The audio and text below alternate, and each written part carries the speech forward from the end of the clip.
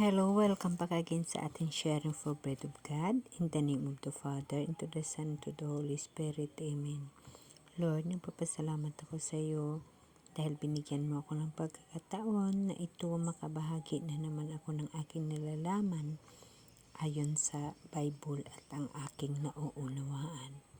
Lord, maraming salamat sa pagbigay mo sa akin sa pag-uunawa ng aking binabasa at aking ibabahagi upang ito'y makatulong sa aking mga kapatid at sila rin malalaman nila ang mga bagay-bagay at magkaroon din ng interest upang magbasa ng Bible at ikabubuhay sa kanilang buhay.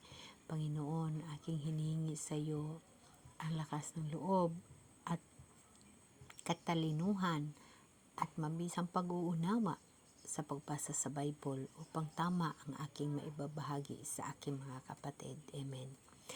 Okay, brothers and sisters, today magbabahagi tayo sa inyo ukol sa buhay ni Jesus. Alam niyo ba na syempre magtatanong tayo sa atin, sa sarili natin, si Mama Mary kay si Papa Joseph, yung magulang ni Jesus Christ bilang tao sa mundo, na nilalang siya ng Espiritu Santo. So, of course, si Mama Mary at saka si Joseph na before pa naman ipinanganak si Jesus, ikakasal na. So, silang dalawa ay mag-asawa at mayroon silang kapatid. Mayroong kapatid si Jesus Christ. At ito yung hindi ko rin mismo tiyak, ngunit akin lamang na pag-alaman ang mga tungkol dito at ibabahagi ko sa inyo. Dahil ito makikita nyo rin ito sa Matthew chapter 13 verse 55 to 56 at Marcos chapter 6 verse 3. Sila ay mga anak ni Joseph at ni Mary at mga kapatid ni Jesus. Si James, si Jacob, si Jose o Joseph, si Simon, si Judas or si Jude, no? Ganun pa man, may iba't ibang interpretasyon tungkol sa mga kapatid ni Jesus sa mga Kristiyano. Ang ilan ay naniniwala na sila ay mga tunay na kapatid ni Jesus, samantalang ang iba ay naniniwala na sila ay mga pinsan o mga kamag-anak ni Jesus. Sa simbahang Katoliko ay naniniwala na si Mary ay nanatiling birhen sa buong buhay niya at ang mga kapatid ni Jesus ay mga pinsan o mga kamag-anak niya. So, itong mga bagay na ito, kung tutuusin at atin pag-iisipan, napakalalim. Ngunit ganun pa man, ang pinaka-importante sa bahagi ng buhay natin na si Mama Mary ay pinili ni Jesus na nanay dito sa mundo noong siya ay nagpakatao upang mailigtas tayo sa sanlibutan makasalanan, di ba? So, sino ba si Jacob o kaya si James, no? Isang kapatid ni Jesus. Ayon ito sa Matthew chapter 13 verse 55 at Marcos chapter 6 verse 3. Si Jacob ay naging isang leader na unang simbahan sa Jerusalem, Gagalian chapter 1 verse 19, Gagalian chapter 2 verse 9 to 12. Siya ay kilala bilang James the Just o Jacob na matuwid dahil sa kanyang katapatan at kabanalan.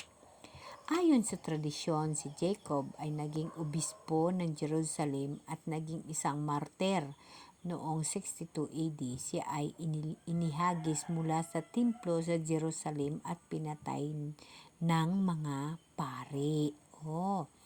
Si Jacob ay may isang sulat sa bagong tipan na tinatawag na sulat ni Jacob o sulat ni James na nagtuturo sa mga Kristiyano tungkol sa kahalagahan ng paggawa ng mabuti at pagtiis sa mga pagsubok. Tama, no?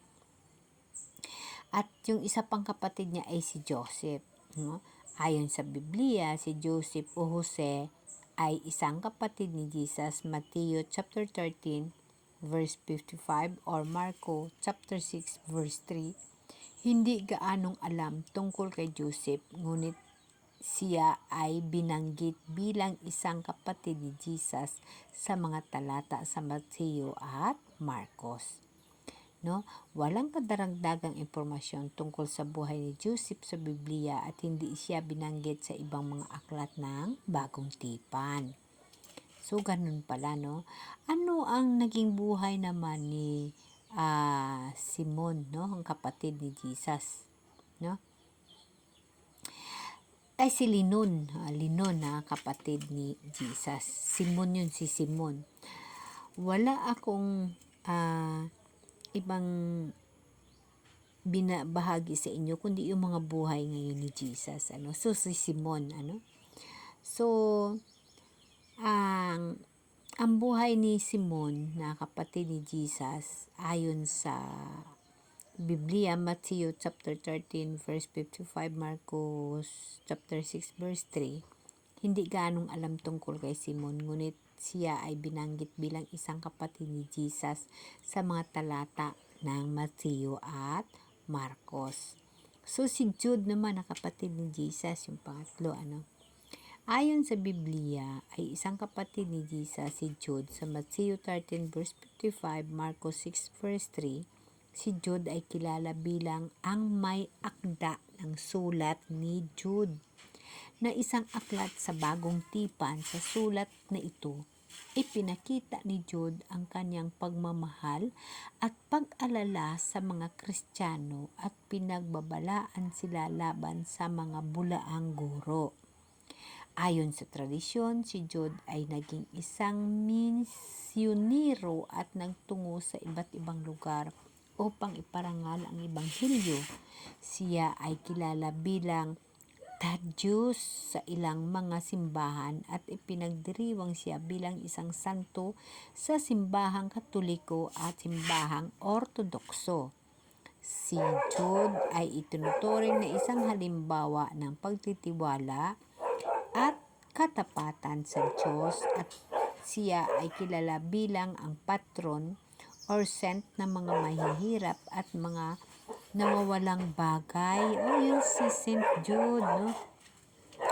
Si Saint Jude na kapatid ni Jesus ay isang apostol at isang leader sa unang simbahan ng Jerusalem. Siya ay kilala bilang Jude Thaddeus at tinuturing na isang santo sa simbahang Katoliko at simbahang Ortodokso. So si St. Jude, apostol ni Jesus na nagpatuloy sa pagparangal ng Ebanghelyo pagkatapos ng pag-asensyon ni Jesus. Siya ay naging isang leader sa simbahan ng Jerusalem at nagtulong sa pagtatag ng mga komunidad ng mga Kristiyano. Siya ay may akda sa sulat ni Jude sa isang aklat na Bagong Tipan na nagtuturo sa mga Kristiyano tungkol sa kahalagahan ng pagtitiwala sa Diyos at pag-iwas sa mga bulaang guro. Ayon sa tradisyon, si Jude ay naging isang misyonaryo at nagtungo sa iba't ibang lugar upang iparangal ang Ebanghelyo. Si Jude ay tinuturing na isang halimbawa ng pagtitiwala at katapatan sa Diyos. Siya ay kilala bilang patron ng mga mahihirap at ang nawawalang mga bagay. May simbahan din si St. Jude Thaddeus sa National Shrine St. Jude Thaddeus sa Manila. Sa Makati, mayroon din sa Quezon City. So, mayroon. Kilala siya bilang patron ng mga mahihirap at mga nawawalang bagay at mga imposible na mga sitwasyon. Maraming mga tao ang nagdarasal sa kanya para sa tulong ng proteksyon lalo na sa mga oras ng pangangailangan. No? Ang ganda, 'di ba? Napakaganda na alam natin ang buhay ng mga kapatid ni Jesus. Amen. Amen.